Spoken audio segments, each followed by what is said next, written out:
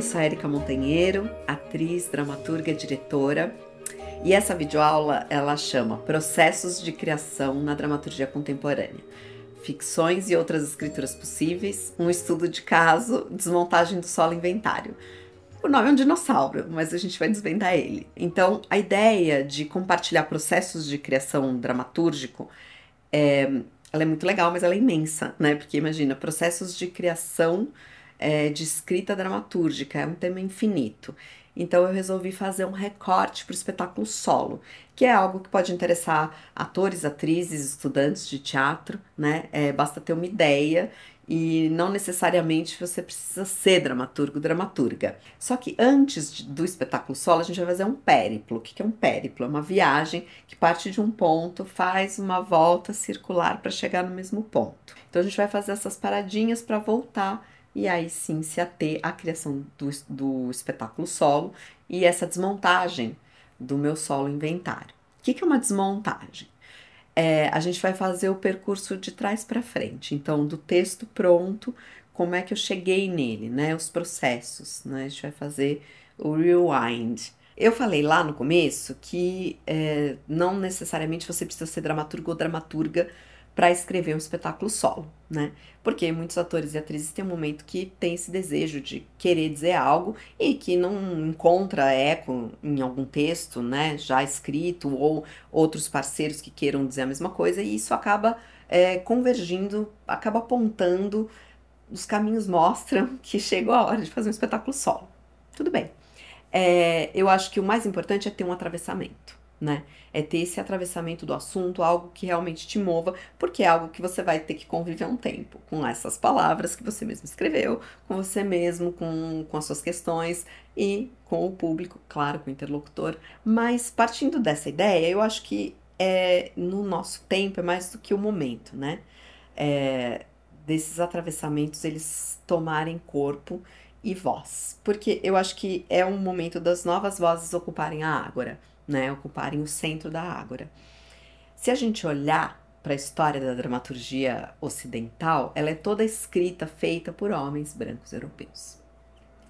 Então, nada mais justo que nesse momento histórico de tantas transformações e tantos movimentos que a gente vem acompanhando, que novas vozes ocupem a dramaturgia. E especialmente as vozes das mulheres, que foram silenciadas e apagadas nesse processo histórico. Porque a gente sabe que essa história da dramaturgia, ela é feita baseada na impressão, no livro, ela não é oral. Né? Então, se não foi registrado, ficou perdido pelo caminho. Então, a gente sabe que muitas vozes femininas ficaram aí perdidas no caminho. Então, partindo disso, eu vou citar uma autora maravilhosa, vou pegar aqui minha cola. Eu gosto muito de falar isso, assim, quando eu tô dando alguma aula e sempre as mulheres escrevem pedindo desculpa. Eu escrevi aqui, vou ler um pedaço do meu texto. Desculpa, não tá muito bom. Sempre tem isso, né? A gente sempre começa um pouco assim, os cursos de dramaturgia. Então, eu sempre gosto de ler essa citação da Chimamanda Adichie, que é uma autora maravilhosa, porque eu acho muito delicado e muito inspirador o que ela fala, né? E se a gente olhar para essa história que foi construída da dramaturgia ocidental, toda pautada nos homens brancos, a gente pode detectar uma coisa: é sempre um único ponto de vista. E isso é muito perigoso, né? E é o que a Chimamanda chama de o perigo de uma história única.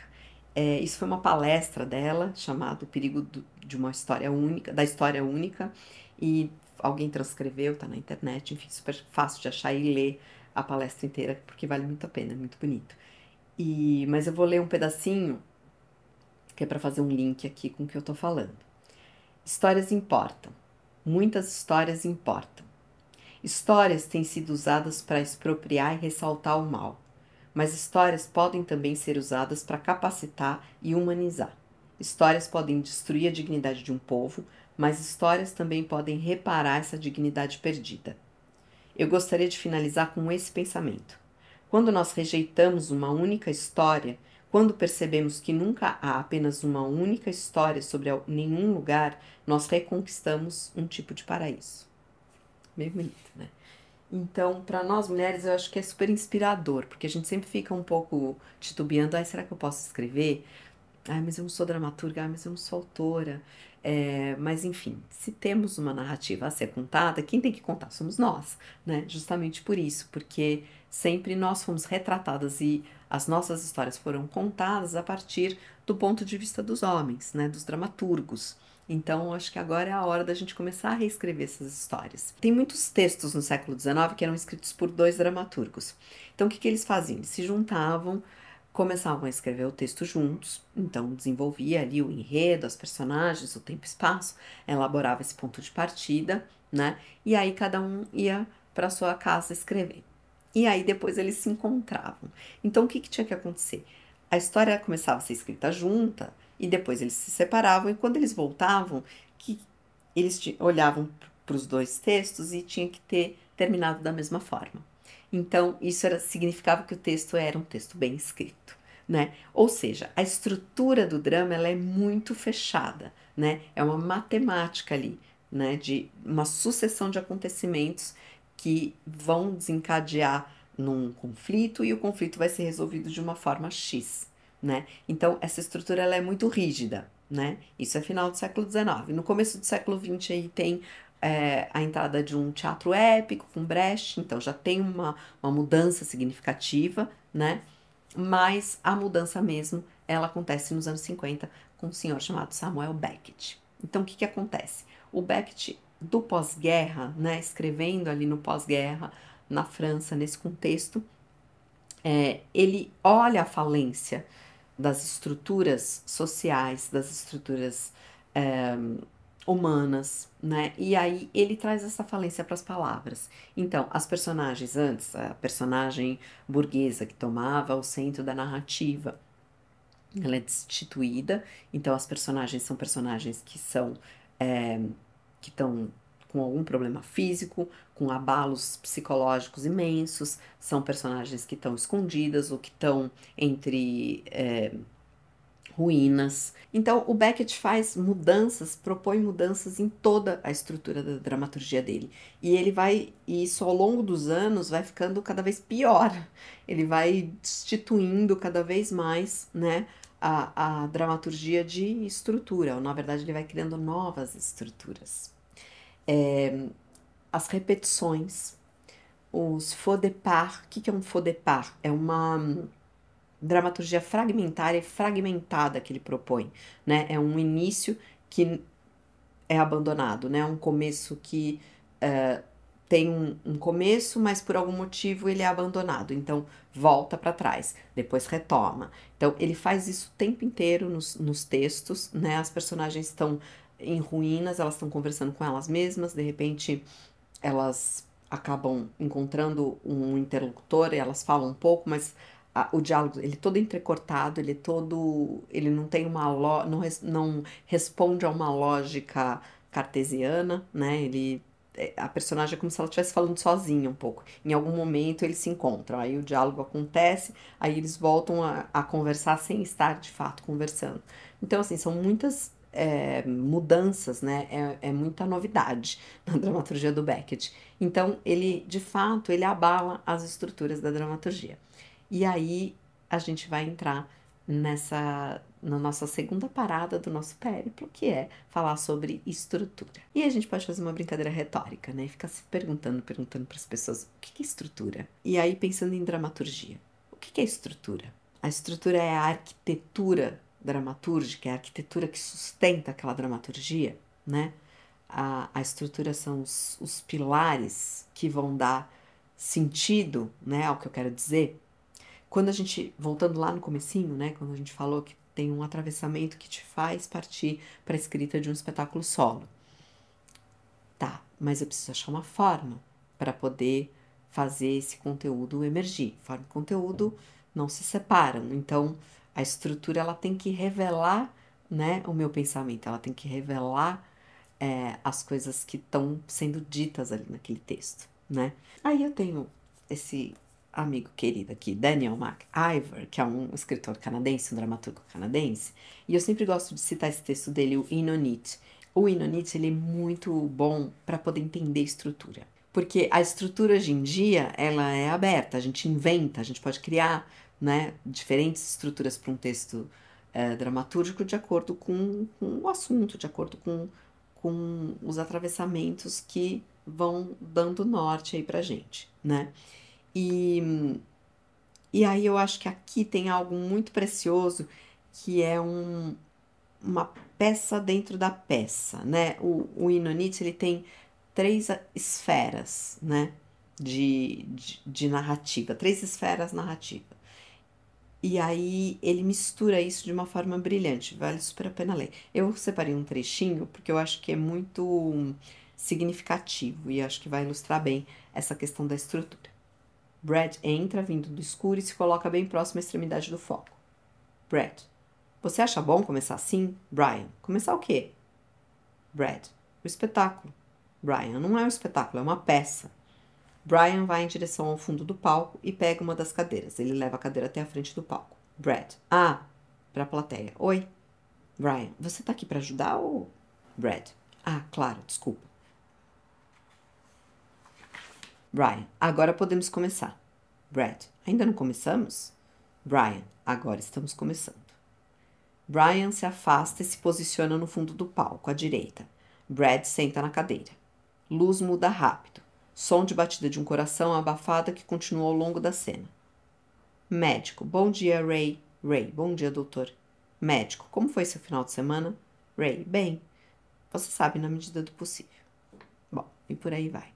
Então, esses 2 personagens, o Brian e o Brad, são casados e eles estão discutindo sobre essa escrita da peça, né? E aí entra na peça, são os personagens do médico e do Ray, e eles mesmos fazem, e aí depois tem outros personagens, enfim, essas esferas dramatúrgicas, elas vão se misturando. Então, esse in on it do título é justamente isso, né? Uma coisa que está contida na outra, né? É justamente sobre isso, é justamente sobre a estrutura, né? Por isso que eu acho um clássico sobre compreensão de estrutura é ler o Inanit. Como encontrar a estrutura, né? Buscar a estrutura já é uma forma de começar a escrever o texto, né? Porque o texto ele não vai cair na sua cabeça do nada, né? Eu sempre brinco nas minhas aulas, eu falo assim, gente, a melhor maneira de acabar com a procrastinação é sentar a bunda e escrever. Mas para isso a gente precisa criar fatores, a gente precisa criar um ambiente, a gente precisa criar disparadores para a gente poder se colocar em modo criativo, né, de escrita. Então, existem várias possibilidades, né, por isso que o nome da aula é Processos de Criação. Então, estou tentando compartilhar aqui um processo, né, tem muitos. Tem gente que escreve a partir do corpo, né, a partir de começa a fazer partituras, a criar partituras físicas, e isso é um processo de escrita, né? Tem gente que escreve na própria sala de ensaio, começa a ensaiar, a improvisar, ter ideias e tal, e faz isso na cena, principalmente para nós, né, que somos atores, atrizes, então também é uma forma. Mas se você vai sentar e escrever, e obviamente isso depois vai para a sala de ensaio e vai ter modificações, mas se o ponto de partida é encarar o computador e escrever, né, como um processo, a gente precisa regar esse processo de escrita, né? O processo de escrita ele precisa ser regado, ele precisa ser fertilizado, né? E para isso a gente tem uns dispositivos, né? Mas um primeiro exercício eu acho que é pensar. Então, nesse atravessamento que a gente falou lá no começo, o que te motivou, o que te moveu a começar esse espetáculo solo? E aí isso pode ser uma imagem, isso pode ser um acontecimento, isso pode ser uma personagem, isso pode ser uma frase, isso pode ser um tema, né? Tudo isso pode ser um atravessamento. Então, você separa isso é o ponto de partida. A partir daí, você vai mapear, né, como é que você desmembra isso e acha outras coisas que vão começar a poluir a sua mente. Então, tem a sua própria memória, né, a sua própria vivência, e aí algo documental seu, que você pode trazer para o processo, né, por isso que o título da aula tem lá Ficções e Outras Escrituras Possíveis, acho que essas outras escrituras têm a ver com isso, né, com material pessoal seu. Então, uma coisa é isso, é a memória, né, então busca lá coisas da sua memória que se relacionem com o que você quer disparar nesse texto, né, que se relacionem com esse modo aí que você esse modo disparador, né? O seu atravessamento. O outro são as referências. Referências poéticas, referências estéticas, referências das artes plásticas, de outros textos, de tudo que você lembrar que se relacione com isso. Vai anotando, né? Cria um arquivo. Senta e cria esse arquivo, né? O outro são referências teóricas, referências históricas. Por exemplo, no caso do meu solo, tinha a ver com o feminismo. Então, fui ler teorias feministas, fui ler mulheres, fui ler coisas que poderiam compor aí esse imaginário teórico histórico. Então, esses são disparadores aí que você vai se munir para você poder fomentar, para você poder rechear o seu imaginário e ficar pronto para quando vierem as ideias, você começar a escrever. Feito esse mapeamento, a gente começa a entender, e esse mapeamento ele já começa a ser uma busca por estrutura, tá? É o primeiro passo aí da busca por estrutura. De repente você tem uma ideia de estrutura aí, de como estruturar o texto já, manda ver. Mas, bom, não chegou na estrutura, mas assim, começou a ideia ficar mais nítida. Nossa, a ideia do texto é essa. Para essa ideia andar, a gente precisa achar a contra-ideia, né? O avesso dela. Porque a gente achando o contrário dela, a contra-ideia, o avesso dela, a gente vai começar a colocar as coisas em tensão. E é dessa tensão que a dramaturgia vai começar a andar. Então, se eu encontrei a ideia, eu posso até colocar ela em forma de ação, né? Por exemplo, libertar a personagem. Essa é a minha ideia para o texto. Eu vou trabalhar em cima disso. E aí, a contra-ideia. Eu vou fazer um exercício de escrita que é: se eu preciso libertar essa personagem, eu vou ter que manter ela presa. E aí eu vou achando essas tensões, né? Junto com essas tensões, eu acabo encontrando as urgências dramatúrgicas, né? Essa urgência, ela faz com que essas tensões, elas se mantenham ali em choque, né? E isso vai fazendo o texto caminhar, vai fazendo o texto evoluir. E aí, agora, pensando nessa brincadeira, nesse exercício mental da ideia e da contra-ideia, eu vou propor um exercício para vocês, porque afinal de contas, escrever é fugir da procrastinação, né, minha gente? Para começar o exercício, eu vou sempre pegar alguma coisinha aqui do canto, né, para ler para vocês. Eu vou ler para vocês um conto do Jorge Luis Borges. Um pintor nos prometeu um quadro. Agora em New England, fico sabendo que está morto. Senti, como outras vezes, a tristeza e a surpresa de compreender que somos como um sonho. Pensei no homem e no quadro perdidos. Só os deuses podem prometer, porque são imortais. Pensei em um lugar pré-fixado que a tela não ocupará.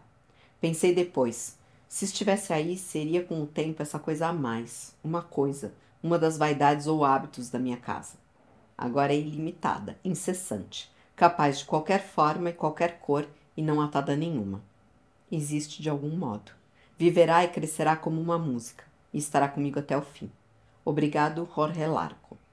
Também os homens podem prometer, porque na promessa há algo imortal. Por que eu uso esse conto sempre para disparar esse exercício? Porque nele já tem a ideia contra ideia, né? Então, ele mesmo propõe a ideia de que só os deuses podem prometer porque são imortais, e aí ele revê a ideia no meio. Ele fala, não, né? Ele percebe que se o quadro estivesse ali, ele ia ser um objeto a mais. E a ausência do quadro faz com que ele imagine o quadro. E aí isso é muito mais poderoso.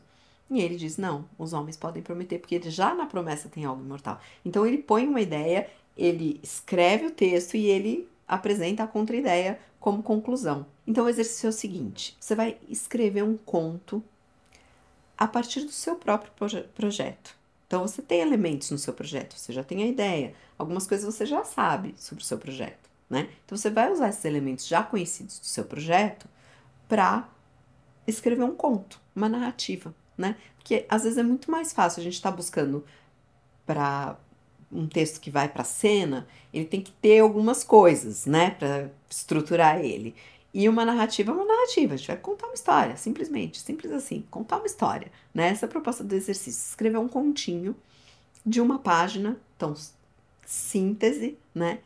E pensar nisso, em colocar a ideia, em achar a contra-ideia e colocar as duas em tensão. Exatamente como o Borges faz no conto dele. Então, esses dois exercícios que eu propus aqui nesse momento de estudar a estrutura, eles são justamente a busca pela estrutura, que é a busca pelo texto, né? E ao mesmo tempo colocar a intenção, a ideia, a contra-ideia, e a gente vai achando muitas outras coisas que vão rechear o seu texto, né? Você vai começar a descobrir coisas sobre o seu texto. E a partir dali, ele pode ser um dos arquivos de consulta, né? Quando você estiver escrevendo. Porque aí tem uma ideia, como é que eu vou escrever isso aqui? Nossa, isso parece que tem lá no meu conto. Vai lá no seu conto, você mesmo que escreveu, você pode puxar coisas, frases, ou mesmo reescrever coisas a partir da perspectiva da dramaturgia, né? Se tem uma coisa que é dita pela personagem, tá lá narrado, né, em terceira pessoa, aí você traz para a primeira pessoa. Então, esse continho ele pode ser mais um elemento lá para te ajudar aí no processo da escrita. Voltamos ao espetáculo solo. E a partir daí, então, eu vou fazer a desmontagem do meu texto inventário. Eu falei que esse atravessamento, né, que motiva a gente a escrever um espetáculo solo, ele pode ser qualquer coisa, né? E aí eu vou começar compartilhando exatamente isso. O que foi o disparador do inventário? Vou voltar aqui no meu cantinho das referências, das coisinhas que eu pego. E essa caixinha aqui é o programa da peça, né? Que era exatamente a ideia, era essa, uma caixinha de memórias guardadas, né? E nessa caixinha, além de muitas coisas, né? Textos, enfim, coisas que a gente escreveu, tem a imagem que deu origem à peça, a dramaturgia. É a imagem da artista plástica Camille Claudel, com 79 anos, que é a idade que ela morreu, internada num asilo psiquiátrico. E aí eu fiquei tentando entender por que isso me tocava tanto. Ela vai sofrendo um processo de apagamento, de silenciamento, e aí eu comecei a achar o ponto de fricção meu com essa mulher, nosso, né? Nosso, das mulheres, com essa figura.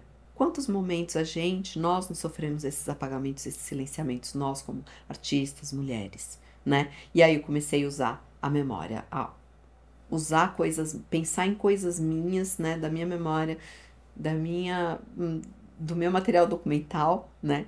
E trazer para a constituição aí desse possível solo.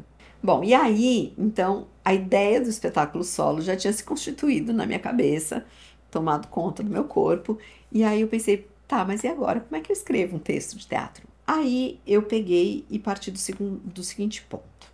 Então, o que eu preciso fazer com essa mulher, com essa imagem, né, que me dá tanta angústia? Eu preciso libertar ela, né? Então, a partir dessa imagem, surgiram as primeiras frases e a primeira localização geográfica. E aí eu tive a ideia, ela tá presa no quarto dela, que é dentro desse asilo psiquiátrico. Tá bom, beleza. E aí eu lembrei de trazer para vocês aqui uma referência de um livro muito legal do Robert McKee, que chama Story, que em princípio é um livro que fala muito sobre os princípios da escrita do roteiro cinematográfico, mas ele é muito bom para teatro, ele é muito bom para tudo, para quem quer escrever qualquer coisa. Aí eu selecionei um trechinho que tem a ver com esse momento inicial de escrita do inventário, que eu vou compartilhar aqui com vocês. Como achar a ideia governante da sua história? O processo criativo pode começar em qualquer lugar. Você pode ser inspirado por uma premissa, o que aconteceria se, ou um pouco de um personagem, ou uma imagem. Você pode começar no meio, no início, perto do final. Enquanto seu mundo ficcional e personagens crescem, eventos se conectam e a história se constrói. Então vem um momento crucial, quando você dá um salto e cria o clímax da história. Eu acho que o salto é quando você acha a estrutura.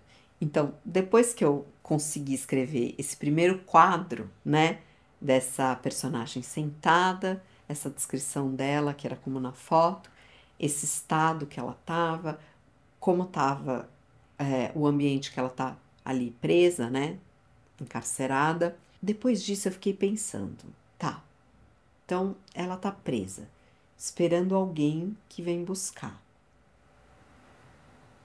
Mas com quem ela fala?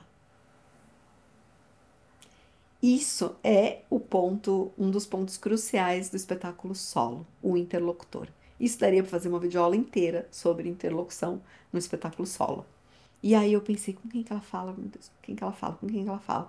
Porque ela não dá pra você falar assim, ela fala com ela mesma. Tá, isso é o óbvio, né? O espetáculo solo, o personagem tá lá falando com ele mesmo, né? Mas você tem que criar mundos inventados que sustentem isso e deixem a coisa mais interessante, deixem a coisa mais provocativa, que deixem a plateia em questão. Ué, mas com quem que ela tá falando, né? Ela tá falando com a Gioconda. Saiu assim, veio esse nome na minha cabeça. Mas quem é Gioconda? Ah, Gioconda é uma cobra que mora dentro da cabeça dela. E aí eu entrei num terreno, pisei num terreno um pouco mais fantástico, né? Eu parti de algo hiperrealista, que era aquela foto, uma foto que existiu, uma pessoa que existiu. Quando eu pensei a interlocução é a Gioconda, ela tá falando com a Gioconda, e a Gioconda é uma cobra que tá dentro da cabeça dela, que passeia pelo corpo dela, eu entrei num terreno fantástico. E aí abri um portal pra mim. E eu falei, tá, se ela tá falando com uma cobra que tá dentro da cabeça dela, ela tá morta. Ela já tá morta. Se ela tá morta, ela tá tentando sair desse lugar, então tem um plano que é esse fantasma, né? Que tá num plano e esse mundo real que tá em outro plano, porque o corpo dela ainda tá na Terra. E aí eu achei a estrutura, que era a conversa entre esses dois mundos. E a Camille, ela tava entre esses dois mundos. Ela não sabia ainda que ela tava morta. E aí eu achei a tensão. Então, essa tensão se dá da falta de compreensão dela. E esses dois planos, eles vão convivendo, né? A Camille no mundo dos mortos e o plano da realidade, que é composto, e aí eu comecei a escrever o plano da realidade, que é composto por vozes de pessoas que circulam nesse asilo psiquiátrico. E aí começou a vir um monte de ideia. Então, quem? A Madre Superiora, que vai lá chamar ela, as outras internas.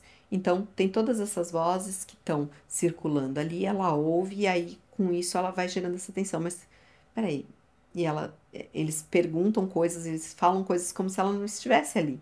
Mas ela tá. Então, esse conflito, né, começa a gerar a tensão que move o texto. Só que a gente não vê essas personagens, a gente só ouve as personagens vivas. E a gente vê a Camille, que é a personagem morta. Então, isso dá o sentido ao espetáculo solo, por isso que não tem as outras personagens, só tem as vozes. Desse momento, dessa imagem inicial que tinha 1, 2 páginas, até eu escrever a palavra fim, foram 5 dias. Porque aí o texto começou a se escrever, a Camille começou a falar, e aí no meio dessa tensão, né, e desses acontecimentos, e num processo de negação até, né, dessa morte dela, antes dela constatar que de fato ela tá morta, ela começa a mexer ali nas coisas e ela encontra um texto de teatro, que é um texto que ela mesma escreveu quando ela era criança, né, então um texto infantil, e aí o momento que ela diz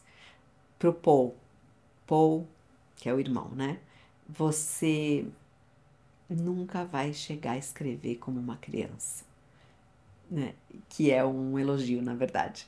E aí ela começa a brincar de encenar aquele texto, e esse é o terceiro plano da peça. Então a peça transita entre esses 3 planos. O plano do mundo dos mortos, que é o plano onde a personagem habita agora, mesmo sem saber. O plano da realidade, do mundo dos vivos, que é esse plano do asilo psiquiátrico. E o plano da ficção, né? O plano do fantasioso, né? Do teatro, que é quando ela pega a peça e encena a peça. Então é isso. Fazer uma aula assim, né? Que a gente não tem a carinha de vocês aí e perguntas que a gente possa trocar é sempre um pouco estranho. Então, se alguém sentir vontade de escrever, me procura, põe nos comentários do vídeo ou manda mensagem nas redes sociais e a gente pode trocar sempre, porque isso é o mais gostoso da criação. Então, boa escrita, que as crianças acompanhem essa escrita. E é isso, um beijo.